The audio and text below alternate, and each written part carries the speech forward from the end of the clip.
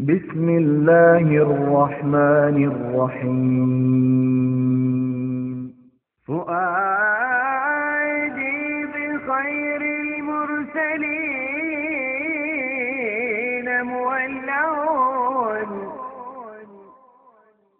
فؤادي بخير المرسلين مولع وأشرف ما يحلو لسمعي ثناؤه رقى في العلا. بسم الله الرحمن الرحيم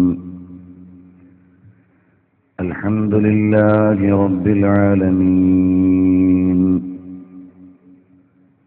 الصلاة والسلام على رسوله الأمين وعلى آله وأصحابه وأهل بيته أجمعين.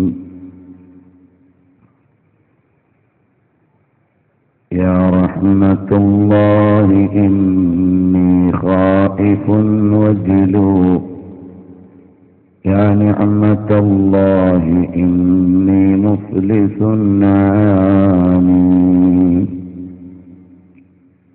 وليس لي عمل ألقى العليم به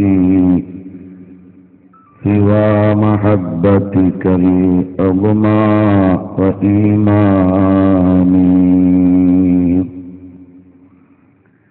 على النبي ذريعتي وهم إلي وسيلتي أرجو بهم أعطى غدا بيد اليمين صحيفتي.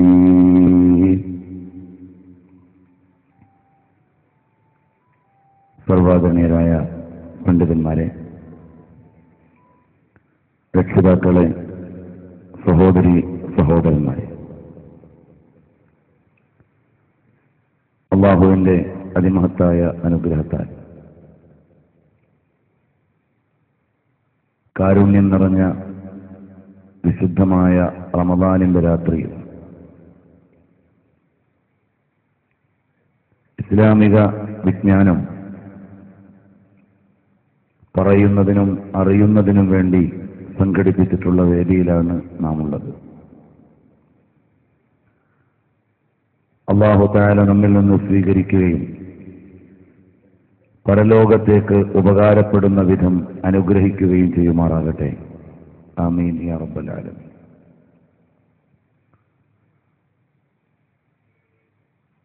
കഴിഞ്ഞ 2 ദിവസങ്ങളിൽ ബഹുമാനപ്പെട്ട ഇമാമുന ശാഫിഈ റളിയല്ലാഹു അൻഹുവിന്റെ ജീവിതവും ചരിത്രവുമാണ് നാം പറഞ്ഞു വന്നത്. ഇന്നലെ അവസാനിപ്പിക്കണമെന്നായിരുന്നു ആദ്യം നാം ലക്ഷ്യം വെച്ചത്. ഇന്നുകൂടി അത് തുടരണമെന്ന് വിഷയത്തിന്റെ വ്യാപ്തി നമ്മെ നിർബന്ധിച്ചു. ഇന്നും അത് പരിമിതപ്പെടുത്താൻ പറ്റാത്ത വിധം വിശാലമാണെങ്കിലും പ്രധാനപ്പെട്ട ചില കാര്യങ്ങൾ മാത്രം പറഞ്ഞ് തൽക്കാലം ഇമാമുന ശാഫിഈ റളിയല്ലാഹു അൻഹുവിനെ കുറിച്ചുള്ള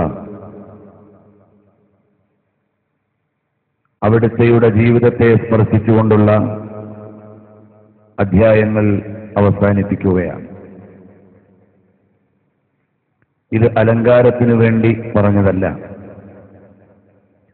ഇന്ന് ഏകദേശം ഈ വിഷയം സമാപ്തി കുറിക്കുമ്പോൾ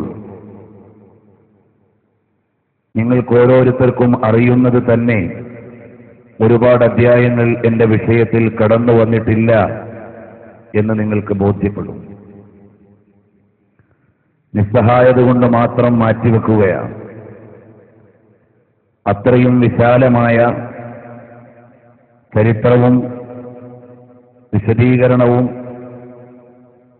ഉൾക്കൊള്ളുന്നതാണ് ഇമാമുന ശാഫിഈ റളിയല്ലാഹു അൻഹുവിന്റെ ജീവിതം. വൈജ്ഞാനിക ലോകത്തെ ചക്രവർത്തിയായി ശേഷമുള്ള കാലഘട്ടങ്ങളെ മുഴുവനും വിജ്ഞാനത്തിന്റെ നിറസാന്നിധ്യമായി വിജ്ഞാനത്തിന്റെയും ധിഷണയുടെയും ആധ്യാത്മിക ജീവിതത്തിന്റെയും ഹദീസ് പ്രചാരണത്തിന്റെയും ആഗോള ഇസ്ലാമിക സാന്നിധ്യമായി നിലകൊണ്ട ഇമാമുന ശാഫിഈ റളിയല്ലാഹു അൻഹു അവിടുത്തെയുടെ ജീവിത സഞ്ചാരങ്ങളിലൂടെയാണ് നാം കടന്നു വരുന്നത്. ബഹുമാനപ്പെട്ടവരുടെ ഇറാഖിലെ സാന്നിധ്യവും അവിടുത്തെ ഇസ്ലാമിക സേവനങ്ങളുമാണ് ഇന്നലെ നാം പറഞ്ഞു നിർത്തിയത്. ബഹുമാനപ്പെട്ടവർ ഇറാഖിൽ കേവലമായ ഒരു ഔദ്യോഗിക വൃത്തിയിൽ മാത്രമല്ല, പരിശുദ്ധമായ ഇസ്ലാമിക വിജ്ഞാനത്തിന്റെ പ്രചരണത്തിനും അതിന്റെ സാരഥ്യത്തിനും ആവശ്യമായതെല്ലാം ബഹുമാനപ്പെട്ടവർ അവിടെ നിർവഹിക്കുകയും വ്യക്തിപ്രഭാവം കൊണ്ട് ലോകത്തെ മുഴുവനും അവിടുത്തെ ശ്രുതി പരക്കുകയും ചെയ്തു. ബഹുമാനപ്പെട്ട യഹ്യ ബിൻ മുഈൻ റളിയല്ലാഹു അൻഹു പറയുകയാണ്, ബഹുമാനപ്പെട്ട ഇമാമുന ശാഫിഈ റളിയല്ലാഹു അൻഹുവിന്റെ പേഴ്സണാലിറ്റി പറഞ്ഞാൽ ലൗ കാനൽ കദിബു മുബാഹൻ, അവിടുന്ന് കള്ളം പറയൽ അനുവദിക്കപ്പെട്ട ഒരു കാര്യമായിരുന്നെങ്കിൽ പോലും ലകാനത് മുറുഅത്തുഹു ശാഫിഈ, ബഹുമാനപ്പെട്ട ഇമാം ശാഫിഈ റളിയല്ലാഹു അൻഹുവിന്റെ മാന്യത തംനഉഹു അൻ യക്ദിബ്, കളവ് പറയാൻ അനുവദിക്കുമായിരുന്നില്ല. ഒരുപക്ഷേ കള്ളം പറയൽ അനുവദിക്കപ്പെട്ട ഒരു കാര്യമായിരുന്നെങ്കിലും ബഹുമാനപ്പെട്ട ശാഫിഈ ഇമാം റളിയല്ലാഹു അൻഹുവിന് അത് പറയാൻ കഴിയില്ലായിരുന്നു. അത്രയും നിർമ്മലമായ ഒരു വ്യക്തിത്വമാണ് ഇമാം ശാഫിഈ റളിയല്ലാഹു അൻഹു.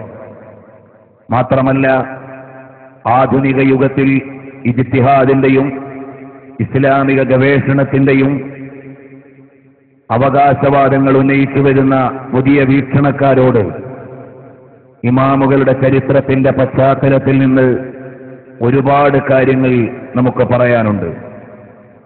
കാരണം ഇമാം ശാഫിഈ റളിയല്ലാഹു അൻഹുവിന്റെ പ്രധാന ശിഷ്യന്മാരെ എണ്ണിയാൽ അവരെല്ലാവരും ഈ കാലഘട്ടത്തിലെ മുഴുവൻ വൈജ്ഞാനിക കേസരികളെയും മുഴുവനായും അതിജയിക്കുവാനുള്ള വിജ്ഞാനത്തിന്റെ കേന്ദ്രങ്ങളായിരുന്നു. ഇബ്രാഹിം ബിൻ ഖാലിദ് അബൂ സൗർ ബഹുമാനപ്പെട്ട ഇമാം ശാഫിഈ റളിയല്ലാഹു അൻഹുവിന്റെ ശിഷ്യനാണ്.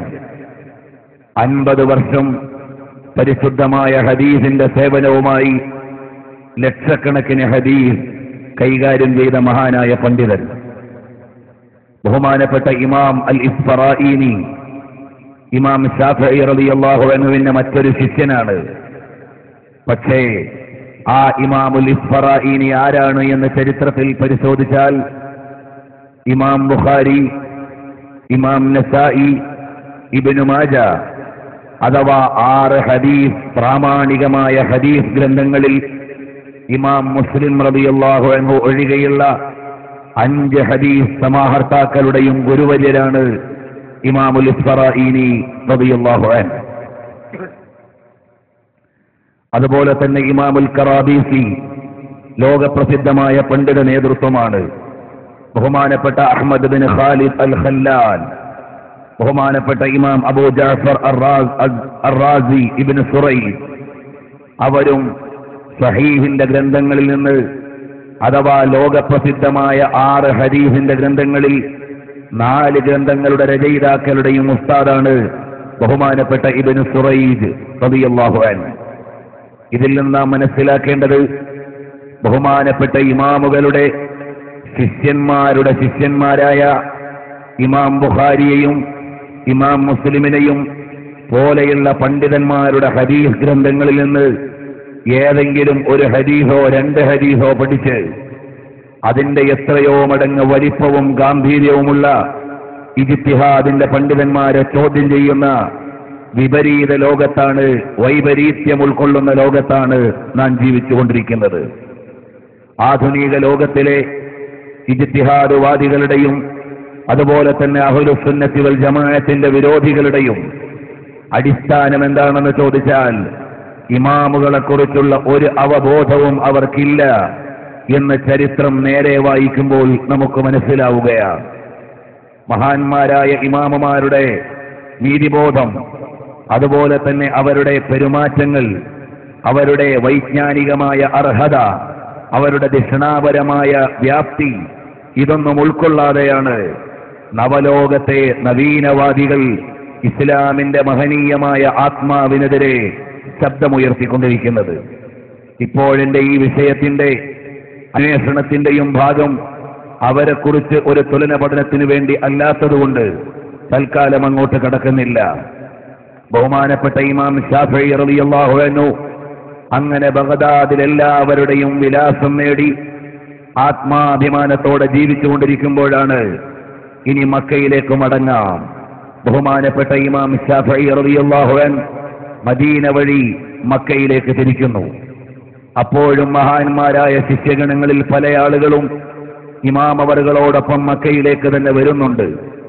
ബഹുമാനപ്പെട്ട ശാഫിഈ ഇമാം റളിയല്ലാഹു അൻഹു അതുപോലെ അയിമ്മത്തുകളുടെ ഒക്കെ ചരിത്രം പരിശോധിച്ചാൽ ശിഷ്യന്മാരുമായി ഗൗരവതരമായ ചർച്ചകളും ആത്മാർത്ഥമായ സ്നേഹവും അതുപോലെ തന്നെ ഹൃദയബന്ധവും നിലനിർത്തിയിരുന്ന ഖേദോഹരമായ രംഗങ്ങൾ നമുക്ക് വായിച്ചെടുക്കാവുന്നതാണ്.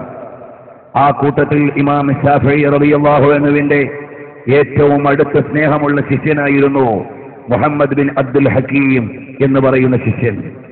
ഒരിക്കൽ രോഗിയായി ഇമാം ശാഫിഈ റളിയല്ലാഹു അൻഹു ഫഅദഹു ശാഫിഈ ശാഫിഈ ഇമാം റളിയല്ലാഹു അൻഹു സന്ദർശിക്കാൻ വേണ്ടി പോയി. മരിദൽ ഹബീബ് ഫഅത്തുഹു ഫമരിൽതു മിൻ ഹദരി അലൈ വഅതൽ ഹബീബ് യഊദുനി ഫബരിഅതു മിൻ നദരി ഇലൈ. എന്റെ ആത്മമിത്രത്തിന് രോഗമായി, ഞാൻ സന്ദർശിക്കാൻ പോയി. അപ്പോൾ ആത്മമിത്രത്തെ എന്റെ രോഗം കണ്ടപ്പോൾ എനിക്കും രോഗമായി. രോഗം മാറിയിട്ട് കൂട്ടുകാരനെന്നെ കാണാൻ വന്നു. ആരോഗ്യദൃഢഗാത്രനായി നിൽക്കുന്ന കൂട്ടുകാരനെ കണ്ടപ്പോൾ എന്റെ രോഗവും മാറി എന്നർത്ഥമുള്ള സമാനമായ വരികൾ തന്നെ സിദ്ദീഖ് റളിയല്ലാഹു അൻഹു നബി സല്ലല്ലാഹു അലൈഹി വസല്ലം തങ്ങൾക്ക് രോഗമായി കിടന്നപ്പോൾ കാണാൻ പോയപ്പോഴേക്ക് സിദ്ദീഖ് റളിയല്ലാഹു അൻഹു രോഗിയായി പോയി. മരിദൽ ഹബീബ് ഫസുർതുഹു ഫമരിൽതു മിൻ അസഫി ഇലൈ എന്ന് പറഞ്ഞുകൊണ്ട് സമാനമായ വരി സിദ്ദീഖ് റളിയല്ലാഹു അൻഹുവിന്റെയും നബി സല്ലല്ലാഹു അലൈഹി വസല്ലം തങ്ങളുടെയും ഇടയിലുള്ള പ്രണയത്തെക്കുറിച്ച് മഹാന്മാരായ ഇമാമുകൾ രേഖപ്പെടുത്തിയിട്ടുണ്ട്. ഏതായാലും അങ്ങനെ ബഹുമാനപ്പെട്ട ഇമാം ശാഫിഈ റളിയല്ലാഹു അൻഹു നിറഞ്ഞ മഹാന്മാരായ ശിഷ്യന്മാരോടൊപ്പം നല്ല നിലയിൽ ഇസ്ലാമിക വൈജ്ഞാനിക ചക്രവാളത്തെ നിയന്ത്രിച്ചുകൊണ്ടിരിക്കുകയാണ്. വേറെ ഒരു ശിഷ്യനുമില്ലെങ്കിലും എടുത്തു പറയാവുന്ന ചരിത്രത്തിലെ മഹാത്മാവായ ഇമാമു അഹ്ലുസ് സുന്ന അഹ്മദ് ബിൻ ഹംബൽ അശ്ശൈബാനി റളിയല്ലാഹു അൻഹു ലോകപ്രസിദ്ധരായ ബഹുമാനപ്പെട്ട ഇമാമുന ശാഫിഈ റളിയല്ലാഹു അൻഹുവിന്റെ ശിഷ്യനാണ്. അവിടുത്തെയുടെ വാചകങ്ങൾ മാത്രം മതി ഇമാം ശാഫിഈ റളിയല്ലാഹു അൻഹുവിനെ അറിയാൻ. അതുമാത്രം പറഞ്ഞാൽ ഇന്നെന്റെ പ്രഭാഷണത്തിന്റെ സിംഹഭാഗവും അതിനുവേണ്ടി മാറ്റിവെക്കേണ്ടി വരും. ഇമാമുൽ ബൈഹഖി, ഇമാമുർ റാസി പോലെയുള്ള മഹാന്മാർ അവരുടെ രചനകളിൽ അഹ്മദ് ബിൻ ഹംബൽ റളിയല്ലാഹു അൻഹു പറയുന്ന അഭിപ്രായങ്ങൾ, ഇമാം ശാഫിഈ റളിയല്ലാഹു അൻഹുവിനെ കുറിച്ച് പറയുന്ന വിശദീകരണങ്ങൾ നിരവധി നിവേദനങ്ങൾ വഴി രേഖപ്പെടുത്തിയിട്ടുണ്ട്. അതിൽ നിന്ന് ഒന്ന് രണ്ടെണ്ണം മാത്രം ഞാൻ പറയുകയാണ്. ബഹുമാനപ്പെട്ട ഇമാം അഹ്മദ് ബിൻ ഹംബൽ റളിയല്ലാഹു അൻഹു പറയുകയാണ്, അവിടുത്തെ ജീവിതത്തിൽ ശാഫിഈ ഇമാം റളിയല്ലാഹു അൻഹുമായി നിലനിൽക്കുന്ന ബന്ധം ബഹുമാനപ്പെട്ട മുഹമ്മദ് ബിൻ ഫളൽ അൽ ബസ്സാർ നിവേദനം ചെയ്യുന്നു. അഹ്മദ് ബിൻ ഹംബൽ റളിയല്ലാഹു അൻഹുവിനോടൊപ്പം ഞാൻ ഹജ്ജിന് വേണ്ടി പോയി. വനസൽനാ ഫീ മകാൻ വാഹിദിൻ ബിമക്ക. മക്കയിൽ ഞങ്ങൾ ഒരേ സ്ഥലത്താണ് താമസിച്ചത്. അവിടുന്ന് അഹ്മദ് ബിൻ ഹംബൽ റളിയല്ലാഹു അൻഹു രാവിലെ തന്നെ പുറപ്പെട്ടു. ഫസല്ലൈതു സുബ്ഹ. ഞാൻ സുബ്ഹി നിസ്കരിച്ചിട്ടാണ് എന്റെ ഇടത്ത് നിന്ന് മറ്റൊരിടത്തേക്ക് വിട്ടത്. ثم خرجت اطلب احمد. ഞാൻ അഹ്മദ് ബിൻ ഹംബലിനെ അന്വേഷിച്ചുകൊണ്ട് നടക്കുകയാണ്. ഫീ മജ്ലിസ് ഇബ്നു ഉയൈന. ഇബ്നു ഉയൈന റളിയല്ലാഹു അൻഹുവിന്റെ ദർസ് അവിടെ നടക്കുന്നുണ്ട്. അവിടെ പോയി നോക്കിയിട്ട് കണ്ടില്ല. ഫമാ വജത്തുഹു. ثم طفت فما وجدته. പിന്നെയും ഞാൻ അവിടെ നടക്കുന്ന ദർസുകളിലെല്ലാം പരിശോധിച്ചു നോക്കി, കാണാനില്ല. പിന്നെയും അന്വേഷിച്ചു നോക്കി, കാണാനില്ല. അപ്പോഴതാ ഒരാളുടെ അടുക്കൽ നിൽക്കുന്നു. അല്ലയോ പ്രിയപ്പെട്ടവരെ, നിങ്ങൾ ആരുടെ അടുക്കലാണ് നിൽക്കുന്നത്?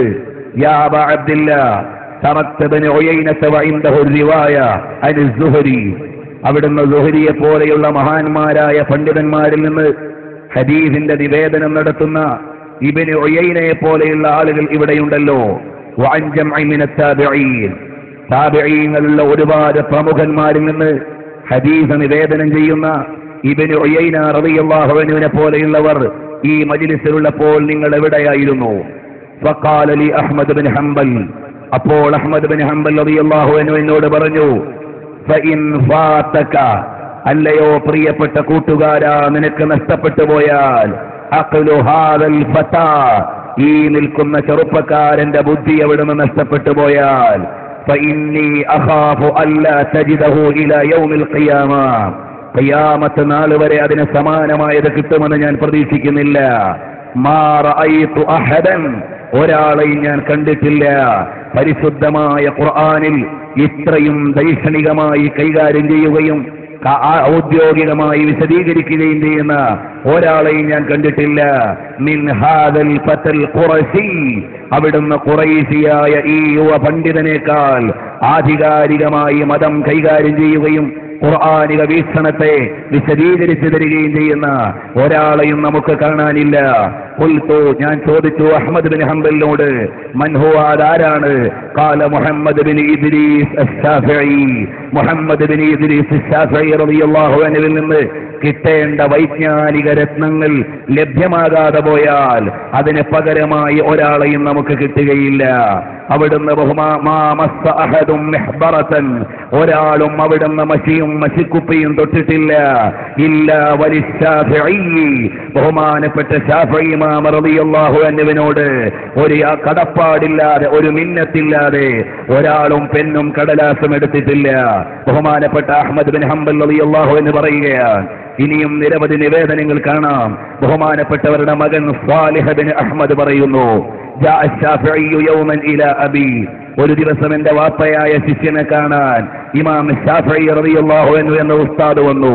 യഊദുഹു, രോഗസന്ദർശനത്തിന് വേണ്ടി. ഫവസബ ഇലൈഹി അബി, എന്റെ വാപ്പ പെട്ടെന്ന് ചാടി എഴുന്നേറ്റു. വഖബ്ബല മാ ബൈന ഐനൈഹി, എന്നിട്ട് അവിടുത്തെയുടെ നെറ്റിത്തടത്തിൽ ചുംബനം കൊടുത്തു. സുമ്മ അജ്ലസഹു ഫീ മകാനിഹി, സ്വന്തം ഇരിപ്പിടത്തിലേക്ക് അവിടുന്ന് ആദരപൂർവ്വം ഇരുത്തി. എന്നിട്ട് കുറെ നേരം സംസാരിച്ചു. എന്നിട്ട് ബഹുമാനപ്പെട്ട ഇമാമകൾ തിരിച്ചുപോയപ്പോൾ അഖദ അബീ ബിരികാബിഹി വമശാ മഅഹു, അതിന്റെ കടിഞ്ഞാൺ പിടിച്ചുകൊണ്ട് എന്റെ വാപ്പ, രോഗിയായ എന്റെ പിതാവ് കുറച്ചു നേരം നടന്നു. അപ്പോഴതാ യഹ്യ ബിൻ മുഈൻ വരികയാണ്. അദ്ദേഹം പറയുന്നു, യാ സുബ്ഹാനല്ലാഹ്, എന്തൊരു അത്ഭുതമാണ്. ലിമ ഫഅൽത ദാലിക, എന്തിനാണ് നിങ്ങൾ ഈ ഇമാം ശാഫിഈയുടെ മൃഗത്തിന്റെ കടിഞ്ഞാണം പിടിച്ചുകൊണ്ട് നടക്കുന്നത്? ഉടനെ ബഹുമാനപ്പെട്ടവർ പറയുകയാണ്, ഇന്നി റഅയ്തു യാ അബാ സക്കരിയ, അല്ലയോ അബൂ സക്കരിയ, ലൗ മശൈത മിനൽ ജാനിബിൽ ആഖിരി ലൻ തഫഅത ബിഹി, ഞാൻ അവിടുന്ന് ഇമാം ശാഫിഈ റളിയല്ലാഹു അൻഹുവിന്റെ മൃഗത്തിന്റെ ഒരു ഭാഗത്തുകൂടിയാണ് നടന്നെങ്കിൽ, അതിന്റെ മറ്റേ ഭാഗത്തുകൂടെ നിങ്ങൾ നടന്നിരുന്നെങ്കിൽ നിങ്ങൾക്ക് എത്രയോ ഉപകാരങ്ങൾ ലഭിക്കുമായിരുന്നു.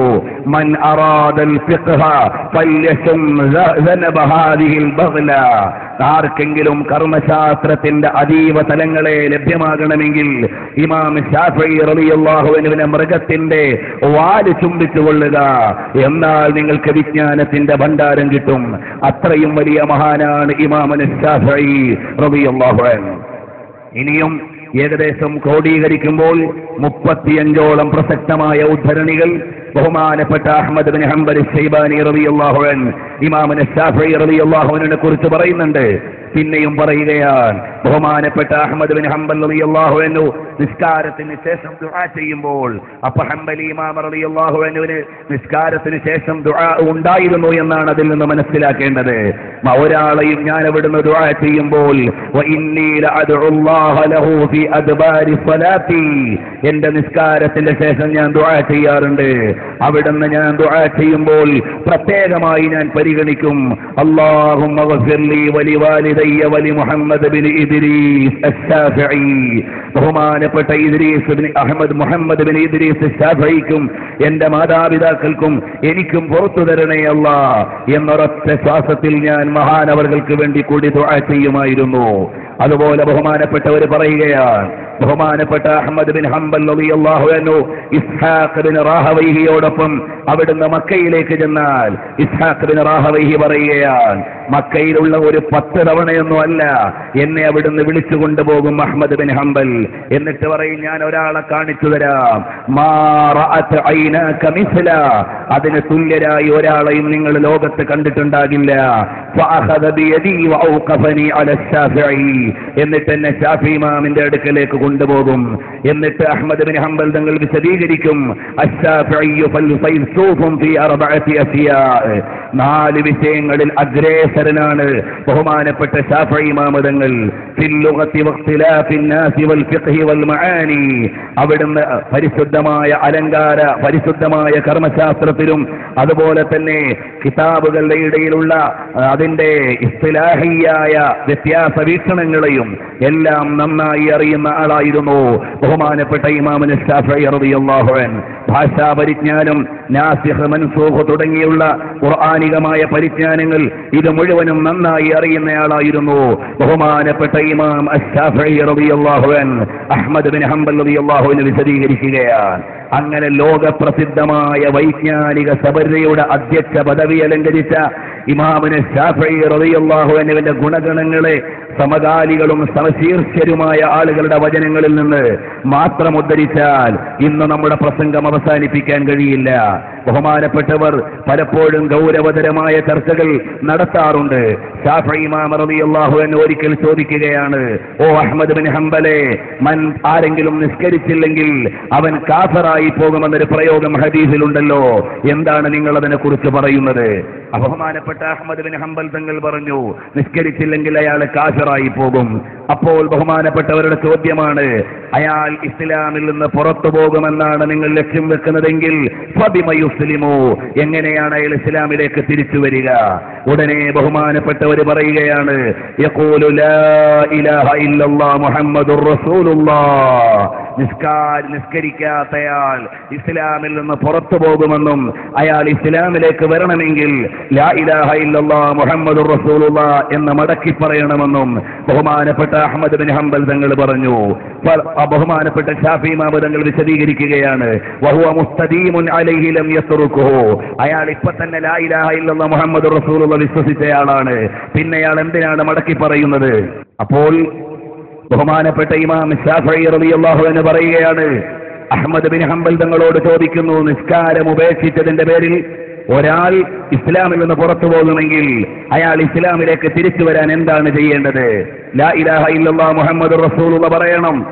അപ്പോൾ ബഹുമാനപ്പെട്ട ഇമാം അവർകൾ തിരിച്ചു ചോദിക്കുകയാണ്, ആ വിഷയത്തിൽ അയാൾക്ക് തർക്കമില്ലല്ലോ, അയാൾ ഇപ്പൊ തന്നെ ലാ ഇലാഹ ഇല്ലല്ലാഹ് മുഹമ്മദുർ റസൂലുള്ളാഹ് അംഗീകരിച്ചയാളല്ലേ? ഉടനെ അഹ്മദ് ബിൻ ഹംബൽ തങ്ങൾ രണ്ടാമത്തെ അഭിപ്രായം പറഞ്ഞു, അയാൾ നിസ്കാരത്തിലേക്ക് മടങ്ങി വരണം, യുസല്ലി.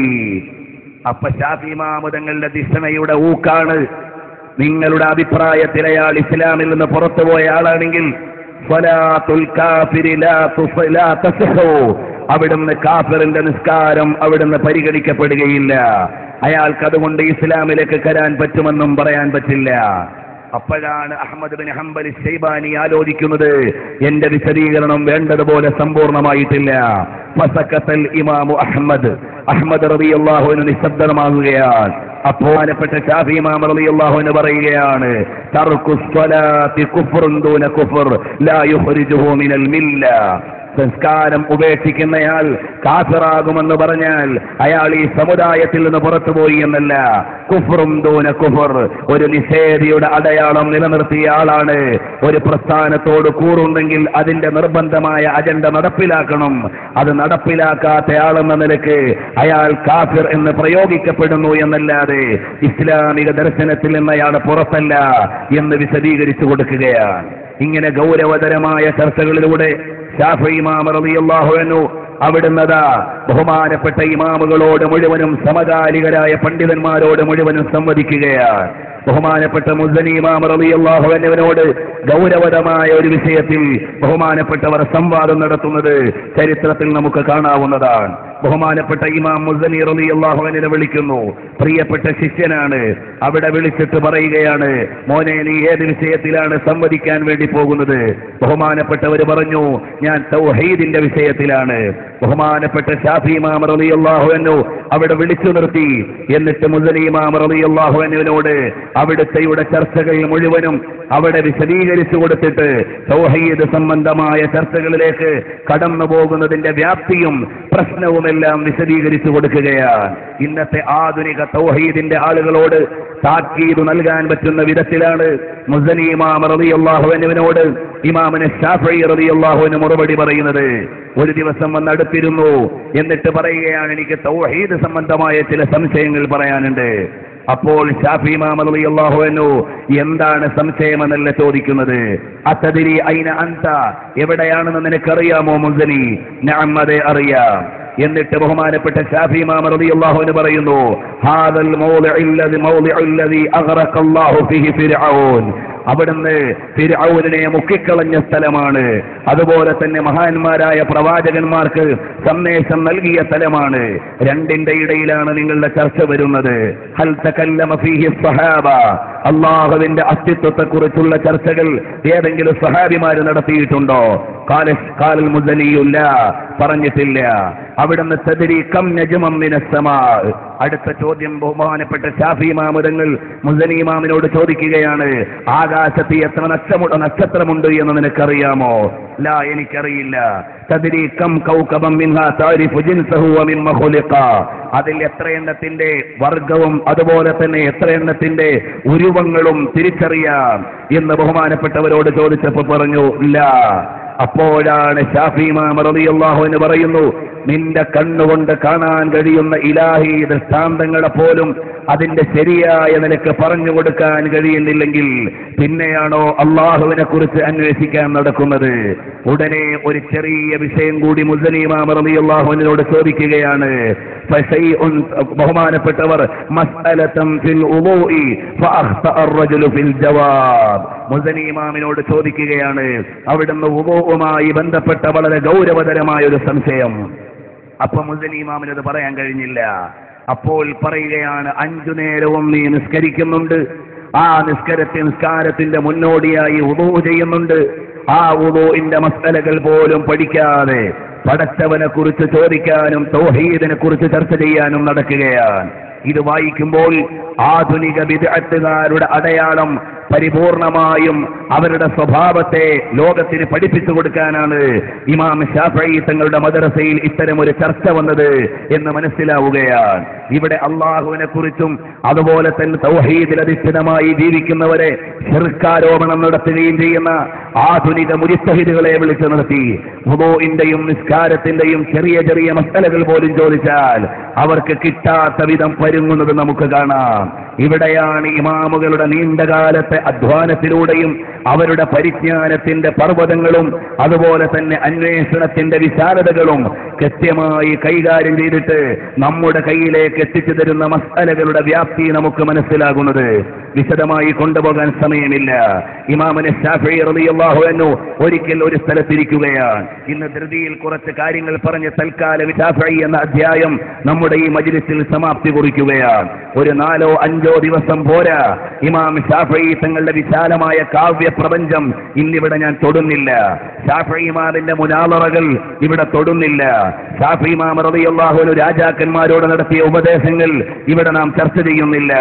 അങ്ങനെ പ്രധാനപ്പെട്ട 12ഓളം ടൈറ്റുകൾ തൽക്കാലം ഈ പ്രസംഗത്തിൽ നിന്ന് മാറ്റിവെക്കുകയാണ്. കാരണം ഇമാമുന ശാഫഈ റളിയല്ലാഹു അൻഹു ചരിത്രത്തിൽ നിന്ന് എടുത്തു നമ്മൾ കൈകാര്യം ചെയ്താൽ ആധുനിക ലോകത്തോട് പറഞ്ഞു കൊടുക്കേണ്ട ഒരുപാട് തുലന പഠനങ്ങളുടെ വിശാലമായ വ്യാപ്തമായ അന്വേഷണ പ്രപഞ്ചമാണ് മഹാനവറുകൾ നമുക്ക് തുറന്നിട്ട് തരുന്നത്.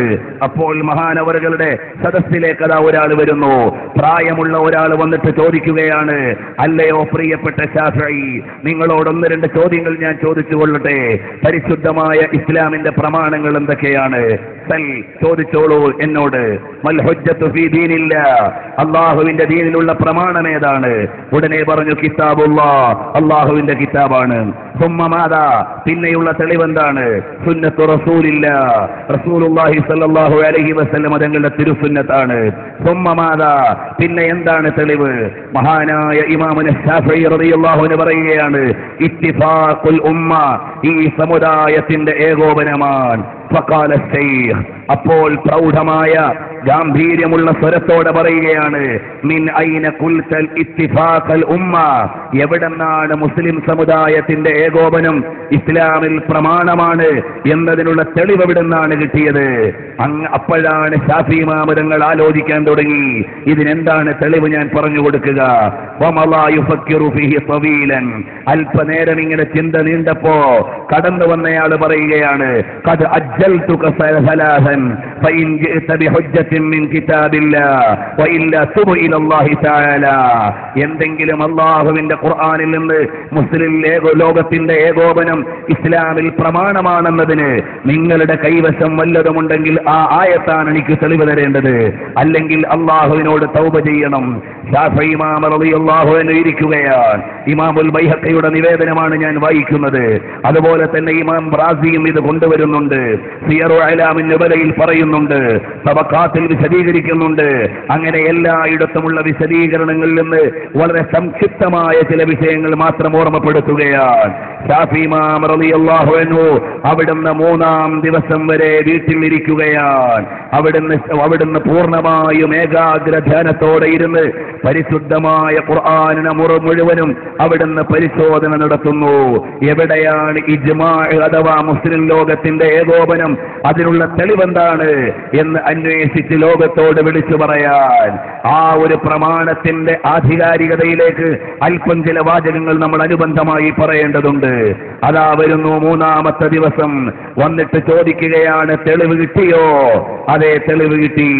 അഊദു ബില്ലാഹി മിനശ് ശൈത്വാനിർ റജീം വമൻ യുശാഖിഖിർ റസൂല മിൻ ബഅദി മാ തബയ്യന ലഹുൽ ഹുദാ വയത്തബിഅ ഗൈറ സബീലിൽ മുഅ്മിനീന നുവല്ലിഹി മാ തവല്ലാ. പരിശുദ്ധമായ സൂറത്തുൻ നിസായിലെ 115-ാമത്തെ ആയത്ത് വിശദീകരിച്ചുകൊണ്ട് ശാഫി ഇമാം റളിയല്ലാഹു അൻഹു പറയുമ്പോൾ അതാ കടന്നു വന്ന ശൈഖ് പറയുകയാണ്, സദഖ്ത, മോനെ പറഞ്ഞത് ശരിയായിരിക്കുന്നു. അല്ലാഹുവിന്റെ ഇസ്ലാം ദീനിലെ പ്രമാണങ്ങളിൽ 3-ാമത്തേത് മുസ്ലിം ലോകത്തിന്റെ ഏകോപനമാണ്. നമ്മളെല്ലാവരും തറാവീഹ് നിസ്കരിച്ചിട്ട് വരികയാണ്. അതിന്റെ ഏറ്റവും വലിയ പ്രമാണം എത്ര റക്അത്താണ്? നബി സല്ലല്ലാഹു അലൈഹി വസല്ലമ തങ്ങളുടെ പാഠശാലയിൽ നിന്ന് മുസ്ലിം ലോകം പകർന്നു കൊണ്ടുവന്നത് എന്നതിന് മുസ്ലിം ലോകത്തിന്റെ ഏകോപിതമായ അഭിപ്രായമാണ് 20 റക്അത്ത് തറാവീഹാണ്. അങ്ങനെ ലോകത്തിനാവശ്യമായ പ്രമാണങ്ങളുടെ നിദാനങ്ങളെ മുഴുവനും ചെറിയ ഒരു ജീവിതത്തിന്റെ ഇരവകളിലൂടെ ഇഴകീറി പരിശോധിച്ച് അന്വേഷണത്തിന്റെ മണ്ഡലത്തിൽ നിന്ന് വൈജ്ഞാനിക പ്രഭുക്കളുടെ മസ്തിഷ്കത്തിലേക്ക് കൈമാറ്റം ചെയ്ത ഇമാമുന ശാഫഈ തങ്ങളുടെ യാത്ര തുടരുകയാണ്. ഇവിടെ ഒരു കാര്യം അനുബന്ധമായി വായിക്കേണ്ടതുണ്ട്. ശാഫി ഇമാമിന്റെ വൈജ്ഞാനിക പ്രഭുത്വമാണ് ഒരു ഭാഗത്ത് ചർച്ച ചെയ്യേണ്ടത്. രണ്ടാമത് അവിടുത്തെയുടെ പ്രമാണങ്ങളിലുള്ള അവഗാഹമാണ് പരിശോധിക്കേണ്ടത്. മൂന്നാമത് അറബി ഭാഷയിലുള്ള നൈപുണ്യമാണ് പഠിക്കേണ്ടത്. നാലാമതായി ലോകത്ത് ശാഫി ഇമാമിനുള്ള അംഗീകാരമാണ് പഠിക്കേണ്ടത്. അഞ്ചാമതായി ശാഫി ഇമാം തങ്ങളുടെ ജീവിതത്തിലെ ആത്മീയതയാണ് അറിയേണ്ടത്. അങ്ങനെയുള്ള ഇമാമുകൾക്ക് സമാനമാണ് ഇന്നത്തെ 4 ഹദീസ് പഠിച്ചവരെന്ന വാദം ലോകത്തെ ഏറ്റവും വലിയ അബദ്ധവാദമാണ്. ലക്ഷക്കണക്കിന് ഹദീസുകളെ മസ്തിഷ്കത്തിലിട്ട് ആവശ്യം പോലെ ക്രയവിക്രയം നടത്തി ഓരോ സൂക്തങ്ങളുടെയും ഇടയിൽ നിന്ന് 10,000-കണക്കിന് മതവിധികളെയും കാഴ്ചപ്പാടുകളെയും ഇഴകീറിയെടുത്തിട്ട് നിരത്തി ലോകത്തിന് അവതരിപ്പിച്ചു തന്ന അഇമ്മത്തുൽ അഅ്ലാം അവരുടെ മുഴുവനും ചക്രവർത്തിയാണ് ഇമാമുന ശാഫിഈ. ആ ശാഫി ഇമാം തങ്ങളുടെ മഹത്വം ഒരിക്കൽ കൂടി ഒന്ന് പറയട്ടെ. മലഅ്താസിബാഖൽ അർദി ഇൽമൻ വഹിക്മതൻ കഅംബാഇ മൗലാനൻ നബി മുഹമ്മദി. മദീനയിൽ നിന്ന് അനുരാഗത്തിന്റെ പ്രപഞ്ചത്തിലെ അധ്യക്ഷ പദവി അലങ്കരിക്കുന്ന മുസ്തഫായുടെ വരിഷ്ഠമായ പ്രവചനത്തിന്റെ പുലർച്ചയായ ശാഫി ഇമാം തങ്ങൾ വൈജ്ഞാനിക കേസരികളുടെ മുഴുവനും ന്യൂക്ലിയസ് മദീനയിലാണ്. ആധ്യാത്മിക ജ്ഞാനികളുടെ മുഴുവനും ശ്രദ്ധാകേന്ദ്രം മദീനയാണ്. ആ മദീനയുടെ മലർവനിയിലെ ഗുംബദെ ഖസറാഇന്റെ കീഴിൽ വിശ്രമിച്ചുകൊണ്ടിരിക്കുന്ന ലോകത്തിന്റെ നേതാവ് മുഹമ്മദ് മുസ്തഫ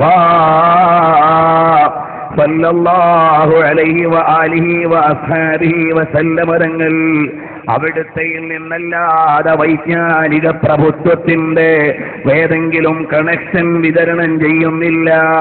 കാരണം ജമഅത്ത് തജല്ലിയാത്ത് ആപ്സേ, ജമാലിയാത്ത് ആപ്സേ, തഖയ്യുലാത്ത് ആപ്സേ, തസറുഫാത്ത് ആപ്സേ.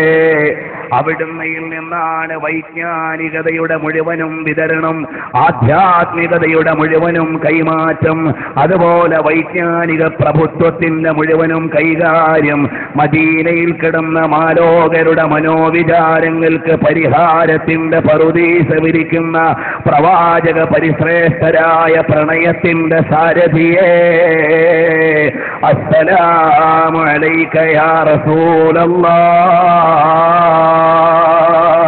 കാലങ്ങളുടെ ഇന്നലകളിൽ നിന്ന് നാളത്തെ വൈജ്ഞാനിക രാജാക്കന്മാരെ മുന്നറിയിപ്പ് നൽകിയിട്ട് അവിടുന്ന് നുഅ്മാൻ ഇബ്നു സാബിത്ത് എന്ന അബൂ ഹനീഫ ഇമാം തങ്ങളെയും മദീനയിൽ ദർസ് നടത്തേണ്ട മാലിക് ഇമാം തങ്ങളെയും അവിടുത്തെ ശിഷ്യഗണത്തിൽ നിന്ന് ലോക വൈജ്ഞാനിക ചക്രവാളത്തിന്റെ നിയന്ത്രണം ഏറ്റെടുക്കേണ്ട ശാഫിഈ ഇമാം തങ്ങളെയും പരിശുദ്ധമായ ഹദീസിന്റെ രക്ഷാധികാരം ഏറ്റെടുക്കേണ്ട ഇമാമേ അഹ്ലുസ് സുന്നയെയും ലോകത്തോട് പ്രവചിച്ച ദൂതരാണ് സയ്യിദുൽ അബ്റാർ വഖായിദുൽ മുഹാജിരീന വൽ അൻസാർ മലാദി വമശ്റബി മുഹമ്മദുർ റസൂലുള്ളാഹ്. അപ്പോഴാണ് മഹാന്മാരായ പണ്ഡിതന്മാർ ഒരിടത്ത് ചമ്രം പടിഞ്ഞിരിക്കുകയല്ല. വൈജ്ഞാനിക പ്രവാസത്തിന്റെ വിതരണത്തിന് വേണ്ടി ലോകത്തിന്റെ ദിക്കുമുക്കുകൾ മാറി സഞ്ചരിക്കുകയാണ്. മക്കയിലേക്ക് വന്ന ശാഫിഈ ഇമാം തങ്ങൾ ഇനി ഈജിപ്തിലേക്ക് ക്ഷണിക്കപ്പെടുകയാണ്. മതകാര്യങ്ങളുടെ സാരഥ്യമേറ്റെടുക്കാൻ ആദരപൂർവ്വം ബഹുമാനപ്പെട്ടവരെ ഈജിപ്തിലേക്ക് ഗവൺമെന്റ് വിളിക്കുമ്പോൾ അബ്ദുൽ അസീസ് ഇബ്നു ഹക്കം പറയുകയാണ്, നിങ്ങൾ ഈജിപ്തിലേക്ക് പോവുകയാണെങ്കിൽ 1 കൊല്ലം ജീവിക്കാനുള്ള ചില്ലറയും കൊണ്ട് പോയാൽ മതി. അപ്പോഴേക്ക് നിങ്ങൾക്ക് രാജാവിന്റെ അംഗീകാരം കിട്ടും. അപ്പൊ പണത്തിന്റെ പിന്നിലല്ല പണ്ഡിതൻ പോകുന്നത്. ശാഫിഈ ഇമാം തങ്ങൾ പറഞ്ഞു, അങ്ങനെ പോകേണ്ട ആവശ്യം എനിക്കില്ല. കാരണം ഫലസ്തീനിലെ ഗസയിൽ നിന്ന് അഷ്ടിക്ക് വകുപ്പും അധ്യാപകന് ഫീസ് കൊടുക്കാനുമില്ലാഞ്ഞപ്പോഴാണ് എന്റെ ഉമ്മ എന്നെ കൈത്തണ്ടയിലെടുത്ത് മക്കയിലേക്ക് കൊണ്ടുവന്നത്. ഇതുവരെയും എനിക്ക് പ്രശ്നമൊന്നുമില്ല. അങ്ങനെ പണത്തിന്റെ പിന്നാലെ സഞ്ചരിക്കേണ്ടതില്ല. ഈ ജീവിതം അല്ലാഹുവിന്റെ മാർഗത്തിലാണ്. അതുകൊണ്ട് അല്ലാഹു അവിടെ എനിക്ക് വേണ്ടത് തരുമെന്ന് ഞാൻ പ്രതീക്ഷിക്കുന്നു. എനിക്ക് പരാതിയില്ല. അപ്പോഴാണ് രാഷ്ട്രീയത്തിന്റെ പിന്നാമ്പുറമില്ല, സാമ്പത്തികതയുടെ ഇരിപ്പിടങ്ങളില്ല, ഖജനാവിന്റെ താക്കോലില്ല. പക്ഷേ വൈജ്ഞാനികതയുടെ സാരഥ്യവും ആധ്യാത്മികതയുടെ പ്രകാശവുമുള്ള ശാഫി ഇമാം റളിയല്ലാഹു അൻഹു ഈജിപ്തിലേക്ക് ചെല്ലുമ്പോ വലിയ സ്വീകരണ സമ്മേളനമാണ് ശാഫി ഇമാമിന് ലഭിക്കുന്നത്. എല്ലാവരും വന്ന് രാജകീയമായി സ്വീകരിച്ചു കൊണ്ടുപോകുമ്പോ ആ നാട്ടുകാരനായ അബ്ദുൽ ഹക്കം എന്ന വലിയ മുതലാളിയാണ്, അതുപോലെ ഇൽമുള്ളയാളാണ്. മഹാനവറുകളെ ശാഫി ഇമാമിനെ സ്വീകരിക്കുന്നു. നിങ്ങളുടെ മുഴുവൻ സാരഥ്യവും ഞാനിതാ, നിങ്ങൾക്ക് വേണ്ട ആതിഥ്യവും ഞാൻ ഏറ്റെടുത്തിരിക്കുന്നു. എന്റെ മകനെ ഇതാ നിങ്ങളോടൊപ്പം ഖാദിമായി വിട്ടുതരുന്നു.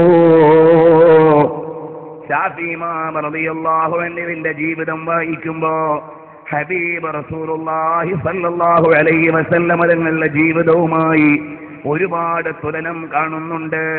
അൽ ഉലമാഉ വറസത്തുൽ അംബിയാ, വാരിസുർ റസൂലായ റസൂലുള്ളാഹിന്റെ അനന്തരഗാമിയായ ശാഫി ഇമാം തങ്ങൾ ജനിച്ച് കുറച്ചു കഴിയുമ്പോഴേക്ക് അനാഥരായി പോയി. അഹ്ബബ്തു ഉമ്മിയൻ യകൂനു അലീമാ ഇൽമൻ യഫൂഖുൽ ഖാരീന യതീമാ. ദാരിദ്ര്യത്തിന്റെ തീച്ചൂളയിലാണ് ശാഫി ഇമാമും ജീവിക്കുന്നത്. ഹബീബ് സല്ലല്ലാഹു അലൈഹി വസല്ലം തങ്ങളും അങ്ങനെയായിരുന്നു. അവിടുത്തെ ജീവിതത്തിൽ ഹിജ്റയുണ്ട്. ശാഫി ഇമാമിന്റെ ജീവിതത്തിലും ഹിജ്റ കാണാം. അതുപോലെ ഒരുപാട് സാദൃശ്യങ്ങളുണ്ട്. ഇൻഷാ അല്ലാഹ് എണ്ണി അവസാനം സമയോചിതമായി നമുക്ക് പറയാം. അങ്ങനെ സ്വന്തം മകനെ കൂടി ബഹുമാനപ്പെട്ട നബിതങ്ങൾ ഹിജ്റയുടെ സഞ്ചാരത്തിൽ മദീനയിലെത്തിയപ്പോൾ ഒരു കുഞ്ഞിനെ കൊണ്ടുവന്നേൽപ്പിക്കുന്നു. ആരാണ്? ഖാദിമു റസൂലില്ലാഹി അനസ് ഇബ്നു മാലിക് റളിയല്ലാഹു അൻഹുവിനെ കൊടുക്കുന്നു. അതുപോലെ അതാ മുഹമ്മദ് എന്ന് പറയുന്ന മോനെ അബ്ദുൽ ഹക്കം എന്ന വലിയ കുടുംബക്കാരനും സാമ്പത്തിക പശ്ചാത്തലമുള്ള വൈജ്ഞാനിക സാരഥ്യമുള്ള ആള് മകനെ ഏൽപ്പിച്ചു കൊടുക്കുന്നു. ശാഫി ഇമാമിന്റെ ഗ്രന്ഥം മുഴുവനും പകർത്താൻ. ഇമാമിയങ്ങൾക്കും പണ്ഡിതന്മാർക്കും ഒക്കെ ഒരു പൊതുഗുണമുണ്ട്. ഒരു നാട്ടിൽ ചെന്നാൽ അവിടുന്ന് കഴിഞ്ഞുപോയ മഹാന്മാരെ ഓർക്കാറുണ്ട്. അവിടുത്തെ വലിയ പണ്ഡിതന്മാരെ സന്ദർശിക്കാറുണ്ട്. കാരണം അവരാണ് നമ്മുടെ മുമ്പേ പോയ ആളുകൾ. വഹുവ ബിസബ്ഖിൻ ഹൈസുൻ തഫ്ളീലാ മുസ്തൗജിബുൻ സാനഇൽ ജമീലാ. മുമ്പേ നടന്നവർ സ്തുതികീർത്തനങ്ങൾക്ക് അർഹതയുള്ളവരാണ്. അതുകൊണ്ട് എവിടെ പോയാലും അവിടെ മുമ്പ് കഴിഞ്ഞുപോയ മഹാത്മാക്കളുടെ വഴി അന്വേഷിക്കൽ പിൻഗാമികളായ മഹത്തുക്കളുടെ പൊതുഭാവമാണ്. അപ്പോഴാണ് ബഹുമാനപ്പെട്ടവര് മുമ്പ് മദീനയിൽ വന്ന് കണ്ട് പരിചയമുള്ള ലൈസ് ഇബ്നു സഅദ് റളിയല്ലാഹു അൻഹുവിനെ ഓർക്കുന്നു. ആ ലൈസ് റളിയല്ലാഹു അൻഹുവിനെ സിയാറത്ത് ചെയ്യുന്നു. ബഗ്ദാദിൽ ചെന്നപ്പോ മുൻഗാമിയായ അബൂ ഹനീഫ ഇമാമിനെ ഓർക്കുന്നു. അബൂ ഹനീഫ ഇമാം തങ്ങളുടെ ഖബറിൽ പോയിട്ട് ദുആ ചെയ്യുന്നു. അവരുടെ മഹത്വം അതാ ലോകത്തോട് വിളിച്ചു പറയുന്നു. ബഹുമാനപ്പെട്ട അബൂ ഹനീഫ ഇമാം തങ്ങളുടെ ജീവചരിത്രത്തിലെ ഓഥന്റിക്കായ കൂടുതൽ റഫറൻസുകളും ശാഫിഈകളായ പണ്ഡിതന്മാർ എഴുതിയതാണ്. അതാണ് മദ്ഹബുകളുടെ ഇടയിലുള്ള സാഹോദര്യത്തിന്റെ ഉദാഹരണം. മദ്ഹബുകൾ അനുവദിക്കപ്പെട്ട അഭിപ്രായ വ്യത്യാസങ്ങളുടെ ഏകകങ്ങളാണ്, അല്ലാതെ അഭിപ്രായ ഭിന്നതകളുടെ കേന്ദ്രമല്ല.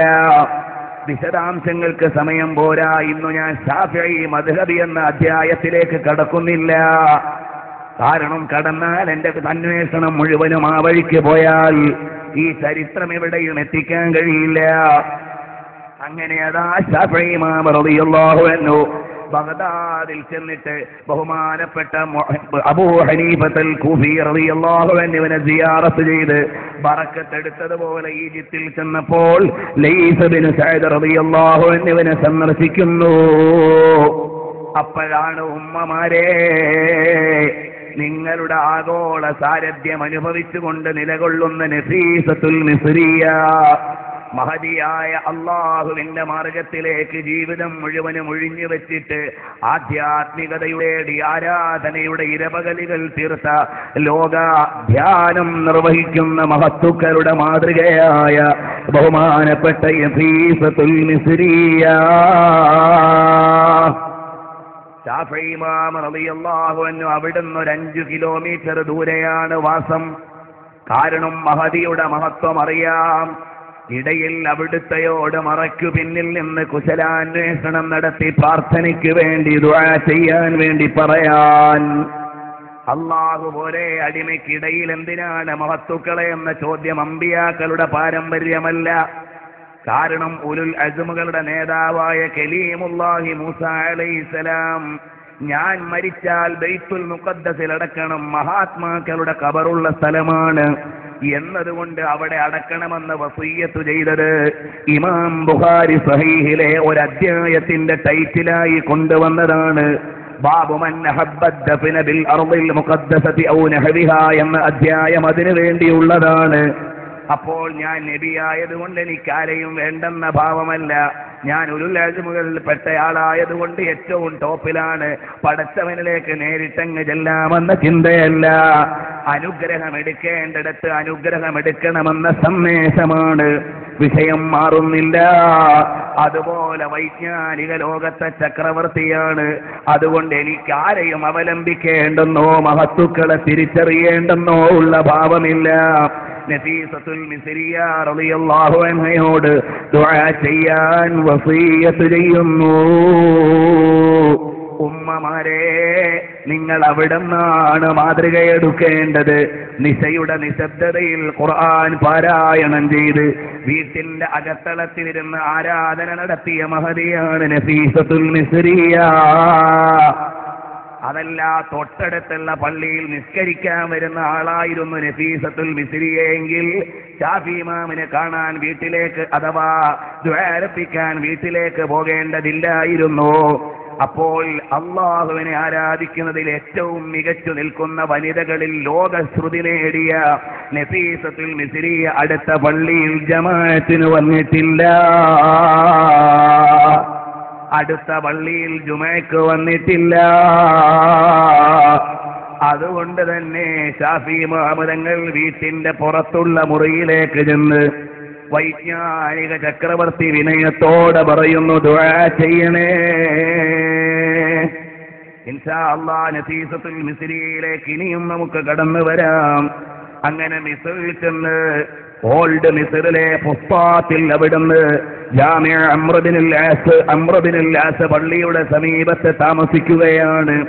ശാഫി ഇമാം റളിയല്ലാഹു അൻഹു അവിടെയും ദർസ് തുടങ്ങുന്നു. യൗമൻ ബിഹുസ്വാ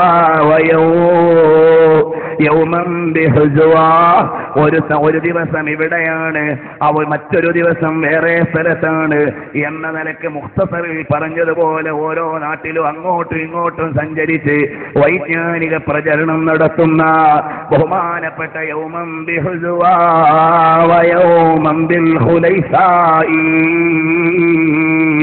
എന്ന് പറഞ്ഞതുപോലെ പരന്നു നടന്ന് ഇസ്ലാമിക പ്രചരണം നടത്തുന്ന ശാഫി ഇമാം എത്തിയിടത്ത് ദർസ് തുടങ്ങിയപ്പോഴോ മക്കയിൽ നിന്ന് മഹാനവറുകൾ പോയപ്പോ കുറെ മഹാന്മാര് കൂടെ അങ്ങ് പോയി. ശാഫി ഇമാമിന്റെ ദർസിൽ ഞങ്ങൾക്ക് കൂടണമെന്ന നിലക്ക് അവരും പിന്നാലെ സഞ്ചരിക്കുന്നു. ശാഫി ഇമാം തങ്ങൾ അർറിസാല മക്കയിൽ വെച്ച് രചിക്കുന്നു, അൽ ഹുജ്ജ അവിടുന്ന് ഈജിപ്തിൽ വെച്ച് രചിക്കുന്നു. അതുപോലെ ഗ്രന്ഥരചനകൾ ഇതിന്റെ ഇടയിൽ നടക്കുന്നുണ്ട്. മഹാനവറുകളുടെ ദർസിൽ എന്തും ചോദിക്കാവുന്ന ദർസാണ്. 10,000-ൽ പരം കവിതകൾ ബഹുമാനപ്പെട്ടവര് ചെറുപ്പകാലത്ത് പഠിച്ചിട്ടുണ്ട്. ഹുദൈൽ ഗോത്രത്തിന്റെ കൂടെ നടന്നിട്ട് 10,000-ലധികം കവിതകൾ ശാഫി ഇമാമിന്റെ മെമ്മറിയിലുണ്ട്. അതുപോലെ പരിശുദ്ധമായ ഖുർആൻ പൂർണ്ണമായും 7-ാം വയസ്സിലുണ്ട്.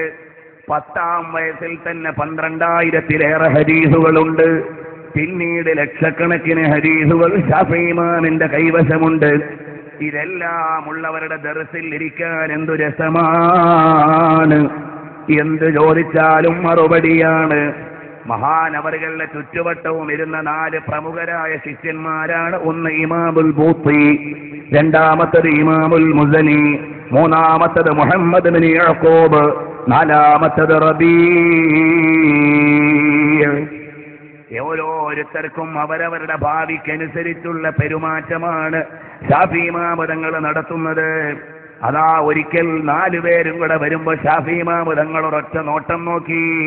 മുസനിയുണ്ട്, ബൂത്തിയുണ്ട്, മുഹമ്മദ് ബിൻ യഅ്ഖൂബ് ഉണ്ട്, റബീഉണ്ട്. അപ്പൊ ഇമാം അവരുടെ ഒറ്റ നോട്ടമാണ്, സ്കാനിങ് നോട്ടമാണ്. എന്നിട്ട് പറയുന്നു, അല്ലയോ ബൂത്തി, നിങ്ങൾ ജയിലിൽ മരിക്കേണ്ടി വരുമല്ലോ. രണ്ടാമത്തെ ആളോട് പറയുകയാണ്, അല്ലയോ മുഹമ്മദ് ബിൻ യഅ്ഖൂബേ, നിങ്ങൾ നിങ്ങളുടെ വാപ്പാന്റെ മദ്ഹബിലേക്ക് മടങ്ങിപ്പോകുമല്ലോ. അല്ലയോ മുസനി, നിങ്ങൾ ദർസ് നടത്തിയിട്ട് ഈജിപ്തിലുള്ള ആളുകളുടെ മുഴുവനും പേരും പെരുമയും ഏറ്റെടുക്കുമല്ലോ. അല്ലയോ റബീഅ്, എന്റെ കിതാബുകളും എന്റെ നിവേദനങ്ങളും അറിയാൻ നിങ്ങളിലേക്ക് ആളുകൾ വരുമല്ലോ.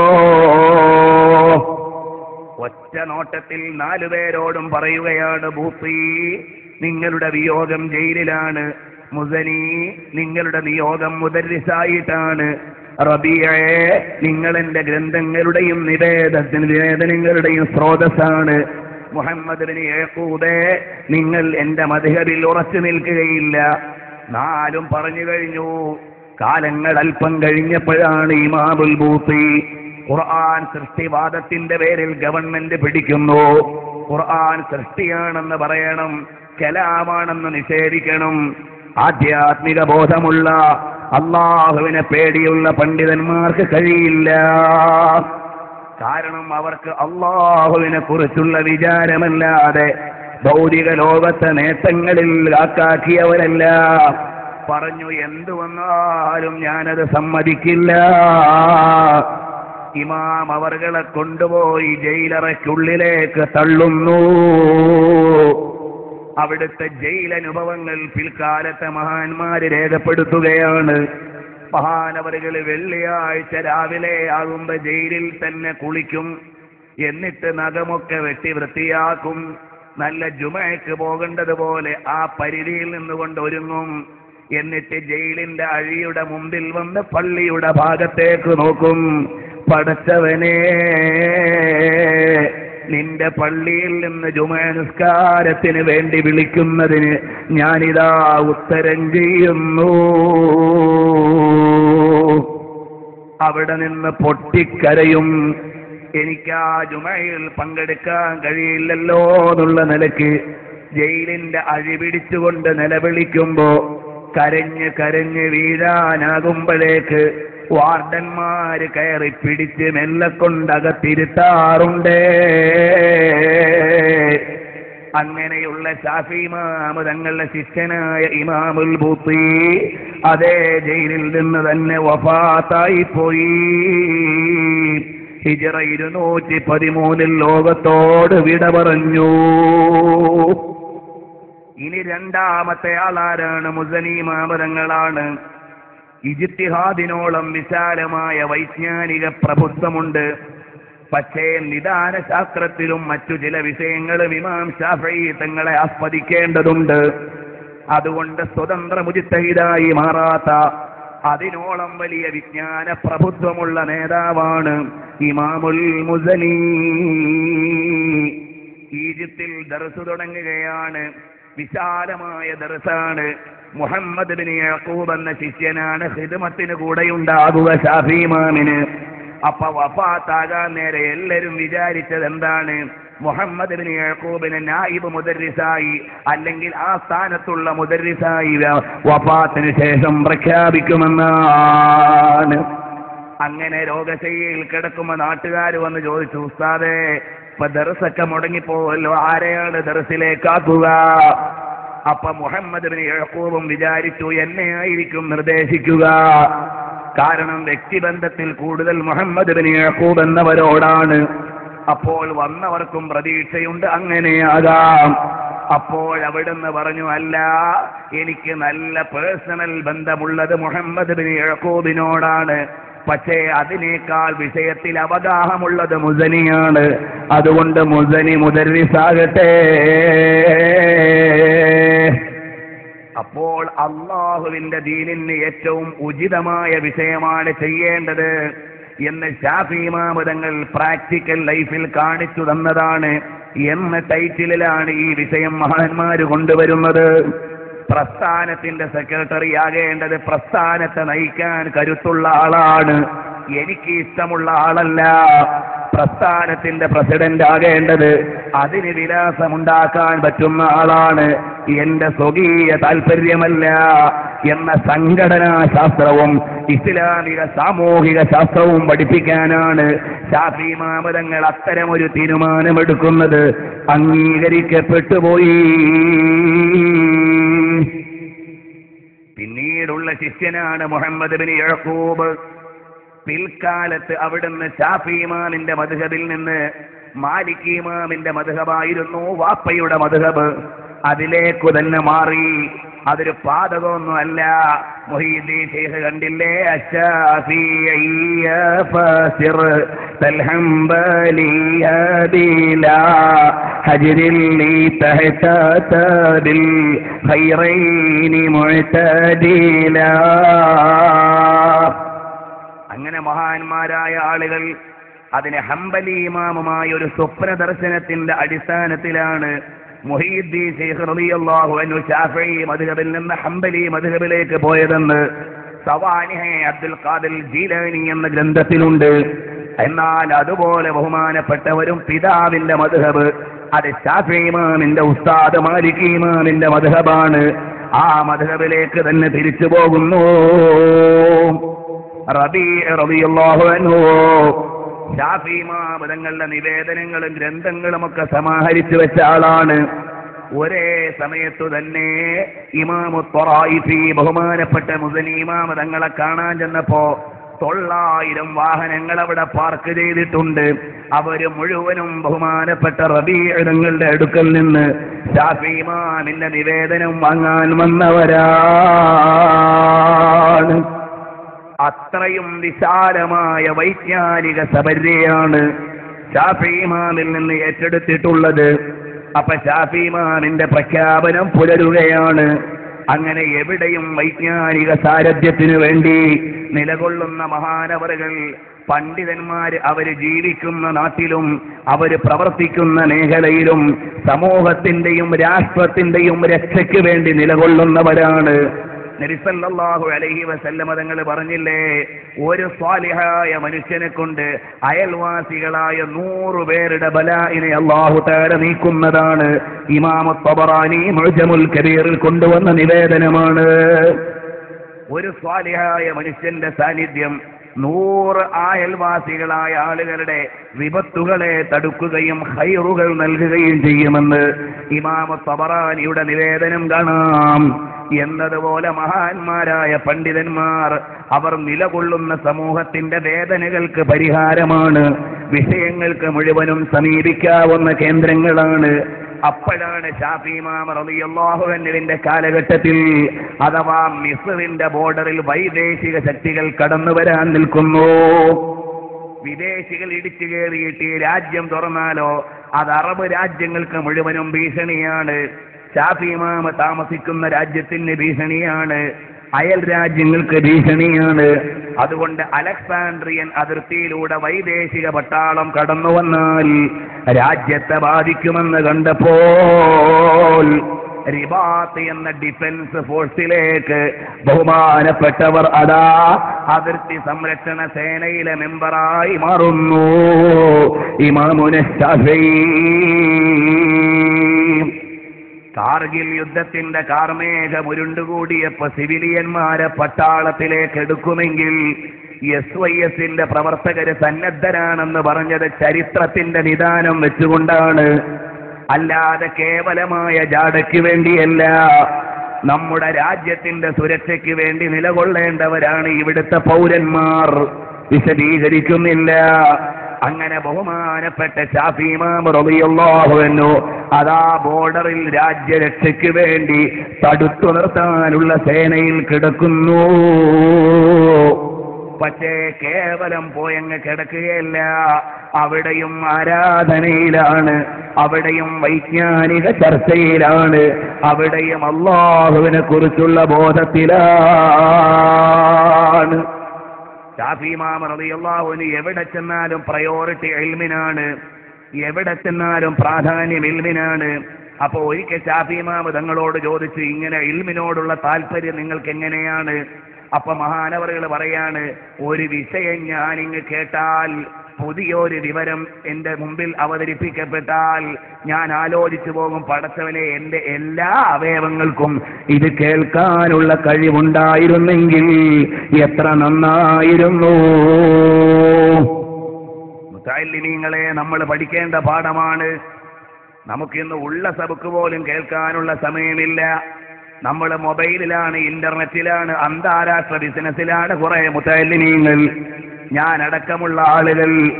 അതിൽ നിന്ന് മാറി പഠനത്തിൽ കോൺസെൻട്രേറ്റ് ചെയ്താലേ നമുക്ക് എന്തെങ്കിലും പഠിച്ചെടുക്കാനും സമൂഹത്തിന് പറഞ്ഞു കൊടുക്കാനും കിട്ടൂ.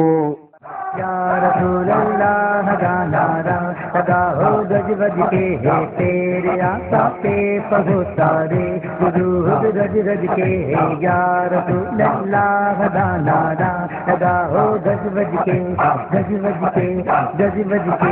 या रसूल अल्लाह का नारा. ഇസ്ലാമിക് സീഡികളുടെ വിപുലമായ ശേഖരം future group and Madina media, Barkath complex, Mavoor road, Kozhikode. Phone 9995997778 9605999900 9447351